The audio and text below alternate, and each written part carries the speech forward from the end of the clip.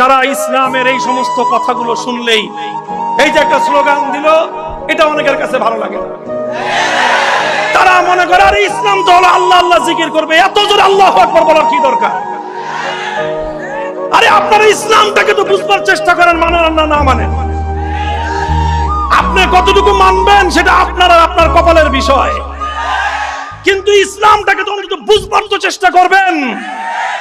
আল্লাহর নবী যখন উহুদের ময়দানে রক্তাক্ত অবস্থায়, মাথা ভাঙা, আমার নবী আহত অবস্থায় জমিনের মধ্যে পড়ে আছেন, ওদিক দিয়ে মক্কার কুরাইশের সরদার বলতেছে কি, আফিকুম মুহাম্মদ আফিল কওমি আবু ইবনে আবি কুহাফা আফিল কওমি ওমর ইবনে খাত্তাব। হে মুসলমান, তোমাদের মধ্যে কি নবী মুহাম্মদ বেঁচে আছে? তোমাদের মধ্যে কি আবু বকর বেঁচে আছে? তোমাদের মধ্যে কি ওমর বেঁচে আছে? আল্লাহর নবী বললেন কেউ কিছু বলে না, দেখি কি বলে।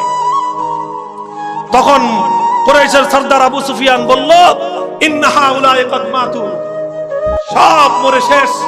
লাউ কানু আহইয়া আলা জাবু, কারণ তারা বেঁচে থাকলে আমার এই চিৎকারে তারা জবাব দিত। হযরত ওমর আর সহ্য করতে পারতেছেন না, হুজুর কয় থামো, দেখি কোন পর্যন্ত কয়।